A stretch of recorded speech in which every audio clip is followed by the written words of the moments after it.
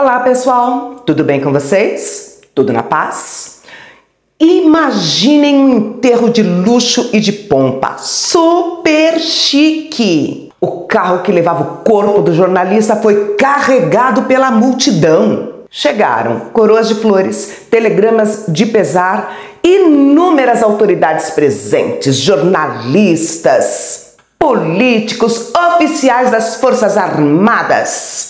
A Câmara decretou luto oficial e fechou por 3 dias. A comoção foi geral. José do Patrocínio, o tigre negro da abolição. Ao deixar a vida, ele passou a pertencer à história da nossa pátria. E o seu cadáver, uma relíquia sagrada para o povo brasileiro. Mas como a pátria tratou esse jornalista? Pensando a minha, a sua, a nossa africanidade.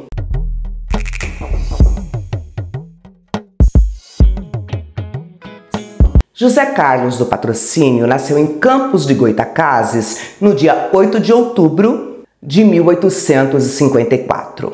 Ele nasceu durante o reinado de Pedro II, um Brasil muito diferente do que ele é hoje. Além de ser uma monarquia, o Brasil vivia os tempos terríveis da escravidão, que durava mais de 300 anos. Um período cruel e desumano. Mas, gente, vamos combinar, né? Mesmo tendo passado mais de 100 anos da abolição, as consequências da escravidão ainda são percebíveis no nosso país. A pobreza, a violência e a discriminação que afeta a população negra brasileira são reflexos de um país que normalizou o preconceito racial, deixando grande parte da sua população à margem da sociedade. Patrocínio é filho de mãe preta escravizada pelo próprio pai, um padre, João Carlos Monteiro, vigário da paróquia da região. A mãe veio de terras de Gana, da África. Era uma jovem mina, como eram chamados os escravizados trazidos da Costa do Ouro. Evidentemente, uma região riquíssima em ouro, mas que foi colonizada pelos portugueses e também pelos ingleses. A mãe dele, Justina Maria, levava o nome de uma antiga proprietária, como a maioria dos escravizados da época. A proprietária da mãe do Patrocínio era Dona Emerenciana Ribeiro do Espírito Santo, um sobrenome religioso, mas que não a impediu de dar a menina a um padre que todos sabiam abusava de suas escravizadas. Aos 14 anos de idade, a menina foi violentada e engravidou logo em seguida. Mãe escravizada, pai padre. Claro que o pai não o reconheceu, mas hoje ele é reconhecido como uma das mais destacadas figuras do abolicionismo e do republicanismo. Mas vamos à vida do Patrocínio. Apesar de não ter reconhecido a paternidade, o padre encaminhou o menino para a fazenda dele e ele passou a infância como liberto, mas ao lado de outros escravizados e com os rígidos castigos que lhes eram impostos. Ele completou seus primeiros estudos na fazenda e aos 14 anos ele pediu autorização para o pai para estudar no Rio de Janeiro. O pai concedeu a autorização. Ele vem para o Rio de Janeiro, mas ele tem que trabalhar para sobreviver. E ele encontrou trabalho como servente de pedreiro na Santa Casa de Misericórdia e se interessou por farmácia, apesar de gostar muito de escrever. E ele prestou os exames preparatórios na escola de medicina para o curso de farmácia. Foi aprovado e começou a estudar. Quando ele terminou a faculdade, surgiu um grande problema. Ele não podia mais ficar na República dos Estudantes, precisava de um lugar para morar, mas ele estava sem dinheiro e sem emprego. E aí um amigo dele convidou ele, vem morar comigo, com a minha mãe, com o meu padrasto. A casa ficava num bairro tradicional de São Cristóvão. E aí o padrasto do amigo dele fez uma proposta. Você dá aula para os meus filhos e eu te dou abrigo. E foi assim que ele aceitou morar na casa do capitão Emiliano Rosa Sena e que ele também passou a frequentar o Clube Republicano. Mas o Zé Carlos se apaixonou por Maria Henriqueta, a Bibi, uma das filhas do militar. O militar se sentiu profundamente ofendido, Mas a Bibi gostava dele e bateu o pé. Eles se casaram. E depois o militar até que ajudou ele em algumas vezes que ele precisou. Mas ele adorava escrever. E escrevia muito bem! Logo foi trabalhar nos grandes jornais e começou a ganhar uma graninha bacaninha. Ele não parou mais de escrever e se tornou uma figura de destaque na imprensa da corte, combatendo o trabalho dos escravizados que existia no território brasileiro. Publicou livros, romances em folhetim, artigos relatando a grave seca do Ceará. Reuniu esses artigos e fez um livro que foi chamado de Os Retirantes. Mas foi como jornalista que ele ganhou notoriedade, principalmente pela sua defesa à causa abolicionista. Com uma escrita direta e muitas vezes agressiva, ele arrumou grandes inimizades, mas arrumou também muitas amizades. Ele criticava até mesmo o imperador. Ele dizia que monarquia e escravidão eram elementos que prejudicavam a verdadeira prática democrática. A campanha que ele fez nos jornais e os comícios contra a escravidão foram os elementos que o imortalizaram na história do nosso país. E ele foi chamado de o Tigre da Abolição, defensor dos escravizados, porque pela causa dele ele atirava para todos os lados, contra tudo e contra todos. Mas não era só os escravizados que Patrocínio defendia. Ele defendia a população de baixa renda de uma forma em geral. Inclusive, ele teve uma atuação muito importante na chamada Revolta do Vintém.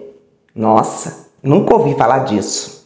Vamos lá. Ô, turma, é assim, ó. O governo iniciou uma política de aumento de impostos e resolveram colocar uma taxação sobre o preço das passagens dos bondes, 20 réis, ou seja, um vintém. A população saiu às ruas se manifestando, dizendo que não iam pagar essa taxa a mais. Os policiais entraram em confronto com os manifestantes, mas não deram conta. Foi chamado o exército.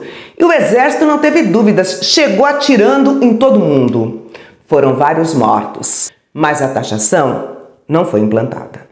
Quando a gente fala da luta do Patrocínio pela abolição da escravidão, ele não fica no discursinho e no textão. Ele vai para a prática. Ele prepara e auxilia a fuga de escravizados. Ele coordena a campanha de angariação de fundos para a compra de alforrias. Ele articulou a Confederação Abolicionista. E não é uma campanha de bastidores, ele está sempre na ativa, visitou várias regiões do Brasil, levando e defendendo a causa abolicionista. Foi para o Ceará, visitou a cidade natal dele, sempre recebido com grande triunfo. E de volta ao Rio, ele trouxe a mãe, que estava muito doente, e cuidou da mãe até que a mãe morreu. O sepultamento da mãe se transformou num grande ato político em defesa da abolição da escravidão. Ele tentou também uma ação política, candidatando-se para cargos do Legislativo por 5 vezes seguida. Foi derrotado. Mas, em 1887, ele se candidatou a vereador e foi eleito, mas não conseguiu cumprir o mandato. Após uma década de militância política, Patrocínio pôde saudar o dia 13 de maio de 1888, o advento da abolição. E nesse dia, profundamente emocionado, ele beijou a mão da princesa Isabel. Ô turma, a gente tem que analisar essa ação do José do Patrocínio dentro do contexto da época. De um lado, a gente tem uma monarquia escravista que, por conta de uma série de pressões, está sendo impulsionada para o processo da abolição. E de outro lado, a gente tem uma elite cafeicultora republicana que já fez a substituição da mão de obra, já botou imigrante italiano nas suas fazendas de café e jogou a população negra ao seu bel prazer, na rua, sem emprego, sem dinheiro, sem a menor condição de sobrevivência. Então, na prática, todo o processo reflexivo que essa intelectualidade fez de incorporação do negro no universo econômico do território brasileiro foi absolutamente ignorado. Ah, mas ferrou, né, galera? Porque depois da abolição, as imagens estavam voltadas para a República e a figura de Patrocínio passou a ser identificada como defensora de uma monarquia que estava em crise. Patrocínio foi rotulado como isabelista, foi acusado de ser um dos mentores da chamada Guarda Negra, um grupo que agia com violência contra os comícios republicanos. Mas a monarquia estava dando seus últimos suspiros. E a gente tinha também uma elite que estava muito temerosa, com medo de um terceiro reinado. Mesmo porque, se Isabel assumisse, o marido dela era um francês. Era o Conde D. E aí, no dia 15 de novembro de 1889, foi proclamada a República. E o Patrocínio entrou em conflito com o governo do Marechal Floriano Peixoto. Floriano não teve a menor dúvida, mandou prender Patrocínio e o exilou no Amazonas. Em 1893, ele retorna discretamente para o Rio de Janeiro, mas como existia um estado de sítio, o jornal dele estava fechado, ele estava sem a fonte de renda dele. Endividado e doente, ele foi obrigado a vender a casa que ele morava e morar no subúrbio. O jornal Cidade do Rio fechou no início de 1903 e ele passa a ser colaborador em outros jornais. A situação, que já era ruim, ficou ainda pior. Os anos finais da vida dele foram dedicados a um sonho que ele tinha, que era o sonho de voar. Ele tentou construir um dirigível e deu a ele o nome de Santa Cruz. Mas ele não teve sucesso. E o sonho de voar jamais foi concluído para ele. Em 1905, ele faz um discurso no teatro saudando Santos Dumont, o inventor da aviação. Só que no meio do discurso, ele foi acometido por uma hemoptise, sintoma da tuberculose. Pouco tempo depois, aos 52 anos de idade, ele morreu, empobrecido e abandonado. Mas não por aqueles pelos quais ele sempre lutou. O povo preto e pobre sempre o reverenciou. Ah, mas aquele enterro que você falou lá no começo do vídeo. Pois é, né? Quando a notícia da morte dele se espalhou, aí sim, ele foi lembrado pelas grandes autoridades. E aí todo mundo apareceu no enterro dele. O caixão saiu num coche luxuoso puxado por cavalos. Quando saiu às ruas, o povo disse: não, pode parar, não é desse jeito não. Foram lá, soltaram os cavalos e carregaram o carro que levava o corpo daquele que eles sempre consideraram como herói. Galera, pra gente, essa intelectualidade negra abolicionista, ela é muito mais do que heroína.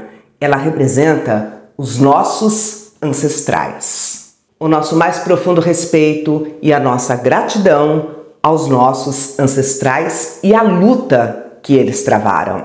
Se hoje nós estamos aqui, isso se deve ao esforço feito por eles. Foram eles que conquistaram os poucos benefícios que nós temos e que ainda temos que lutar para que eles sejam mantidos. E nós continuamos reivindicando um tratamento digno e humanitário, não apenas aos nossos heróis, mas a todos aqueles que vivem as injustiças existentes neste país. Gratidão por você ter assistido o meu vídeo até este momento. Se você gostou, não esqueça de curtir e de compartilhar com os amigos. Se cuidem. Cuidem daqueles que vocês amam. Um grande beijo e até o nosso próximo vídeo. Tchauzinho!